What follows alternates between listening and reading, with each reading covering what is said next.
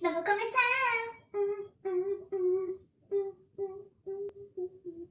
Hoje temos cenário! Gente, foi o que deu. Foi o que deu pra fazer. Foi o que o dinheiro pode comprar. Ai, Jesus, não, mas eu gostei. Acho que as pessoas vão gostar. Dá pra melhorar, eu prometo que eu vou melhorar. Mas eu prometi cenário, então eu tinha que ter cenário. Nem que eu colocasse uma foto minha aqui atrás, ia ter que ter alguma coisa. Porque eu prometi o que a gente promete, aqui a gente cumpre. Aqui a gente cumpre. E aí, meus amados, tudo bem? Nós estamos de volta com mais um vídeo no canal de Fato. E hoje nós vamos para mais um bate-fato neste mês. Hoje eu trouxe para vocês algumas dúvidas que as pessoas acabaram criando durante esse período de quarentena. Eu digo isso porque, como eu disse no primeiro vídeo que a gente gravou, eu fiz biologia e várias pessoas vêm até mim e perguntam pra mim por que tem que ser o álcool 70, se pode ser álcool que vende no mercado, se o álcool pode ser 40%, 70%, 90%, 100%.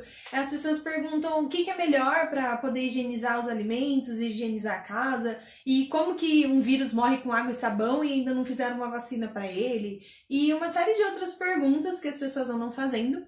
E também eu queria hoje esclarecer algumas dúvidas de algumas coisas que eu andei vendo, principalmente o marketing, né, dos produtos. Ele vem e traz algumas informações e muitas vezes a gente, na nossa ingenuidade ou na nossa falta de conhecimento, até mesmo porque não é obrigação das pessoas saberem algumas informações, eles acabam fazendo um marketing que a gente acredita. E não é bem isso, né? Então eu gostaria de falar com vocês sobre isso hoje. Então a gente vai esclarecer algumas dúvidas que surgiram na quarentena neste vídeo, agora. Então não sai daí, roda a vinheta e vamos começar!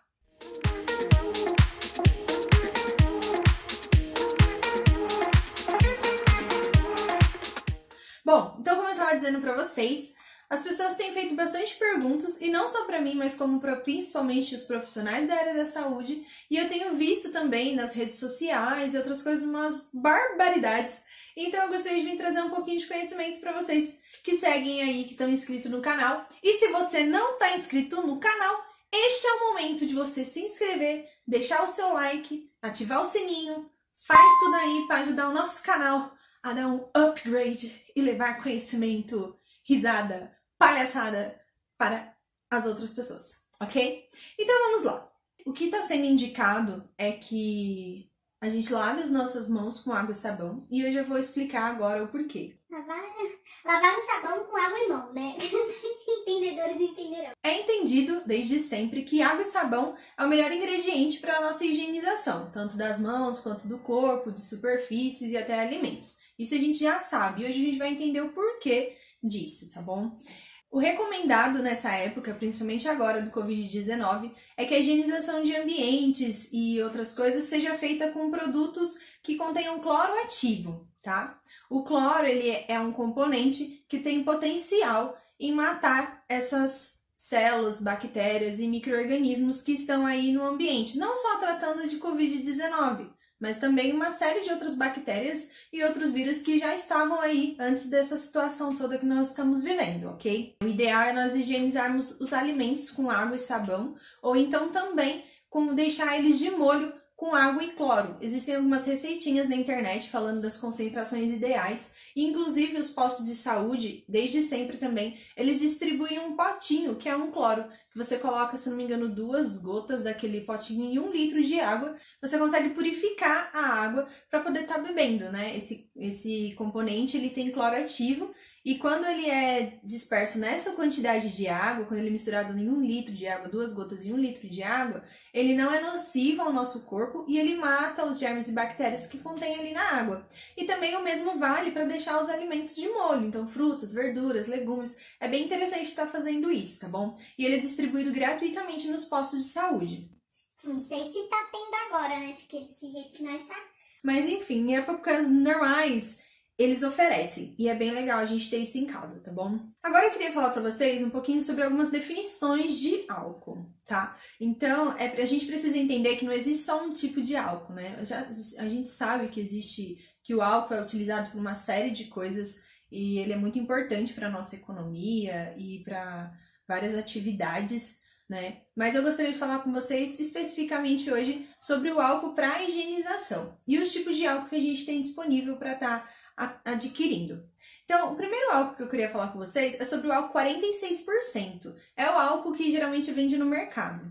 Esse álcool, gente, a finalidade dele é única assim para limpeza. Ele não tem ação bactericida, ou seja, ele não mata bactéria. Álcool 46% não tem potencial bactericida ou germicida, ok? Ele ajuda sim na limpeza, mas ele não mata bactérias. E a gente já vai entender o porquê. Eu vou explicar, não sai daí. Fica aí, porque esse vídeo tem muito conteúdo para você aprender, meu filho. Então fica aí. Além desse, nós temos também o álcool 92%. O álcool 92%, ele é bastante utilizado pelas indústrias e também na área da saúde. Além desse, a gente também tem um que é bem conhecido, que é o álcool isopropílico. Ele é um álcool 99,6%, que ele é bastante utilizado também nas indústrias e também na higienização e limpeza de materiais eletrônicos. Então, sabe quando você compra uma película nova e aí o tiozinho lá da loja, ele pega um alquinho e passa na tela do seu celular e depois ele coloca a película? Então, aquele álcool que ele usa é álcool isopropílico. É um álcool que evapora bem rápido e a gente também já vai entender o porquê. Depois desse, nós temos também o álcool 99,9%.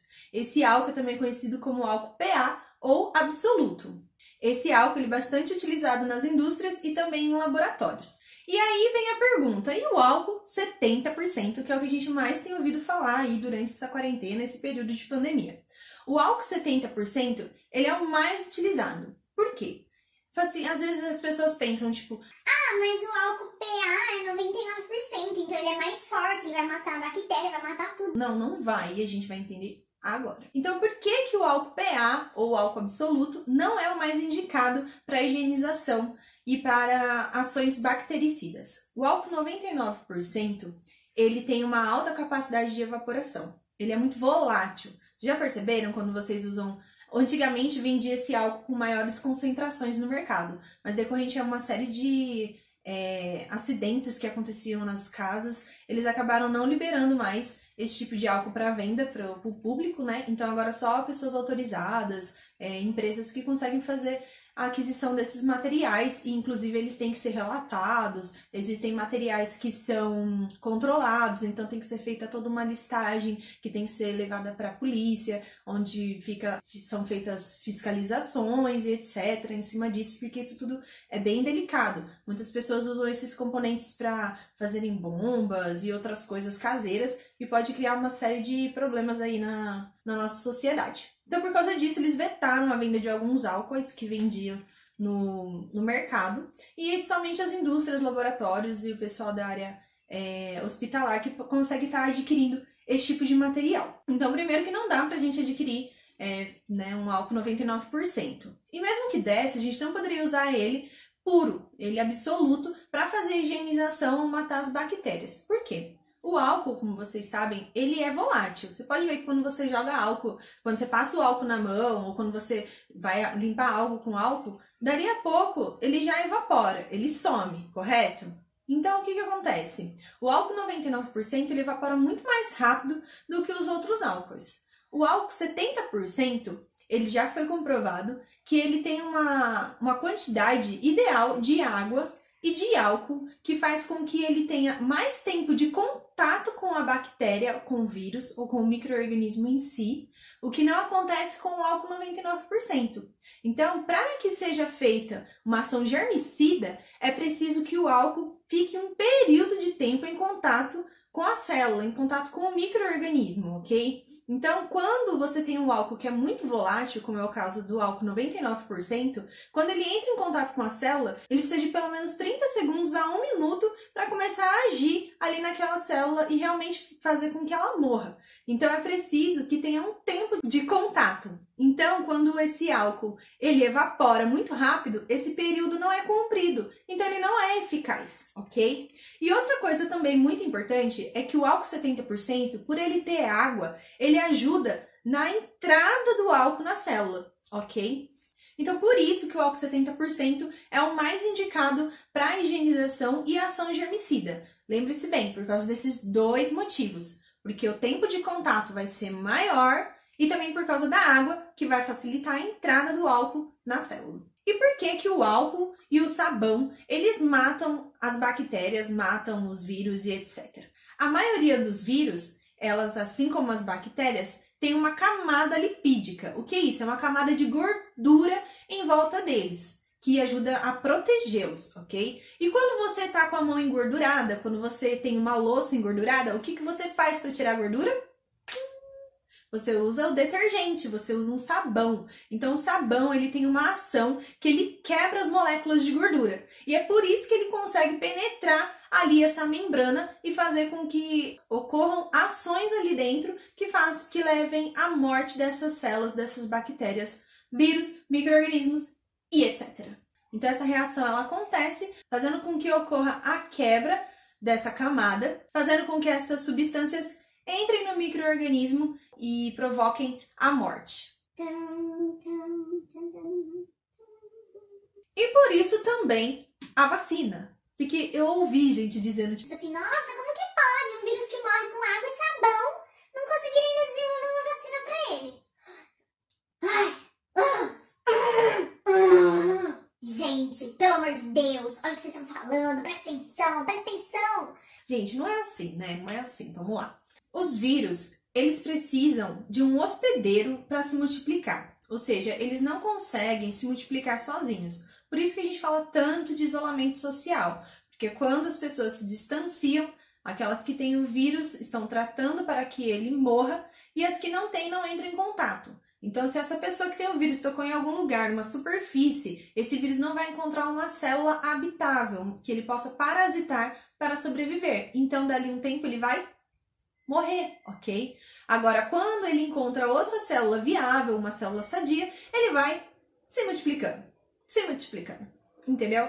E aí é onde vai alastrando o negócio, vai virando essa coisa doida que a gente tá vivendo. Que a gente não esperava, mas a gente tá vivendo. Então, como eu disse, o vírus ele precisa de uma célula hospedeira para ele utilizar das organelas dela para estar fazendo a multiplicação do seu material. Após isso, ele destrói a célula hospedeira e aí ele dispersa, espalha as suas cópias no restante do organismo. Então é por isso que o vírus ele vai se alastrando, mesmo dentro do nosso organismo. A gente está com uma célula infectada, ele utiliza as organelas dela para se multiplicar, para multiplicar o material genético dele, porque ele não tem potencial de fazer isso sozinho. Ele precisa das organelas da nossa célula. E aí é onde ele entra, faz todo o trabalho, mata a célula sadia e se espalha no nosso organismo, atingindo outras células sadias, que vai ocorrer a mesma situação. Se ele não for contido, ele vai entrar nessas células, fazer o mesmo processo, matá-las e se dispersar mais uma vez. Dessa forma, gente, não dá para colocar água e sabão na seringa e enfiar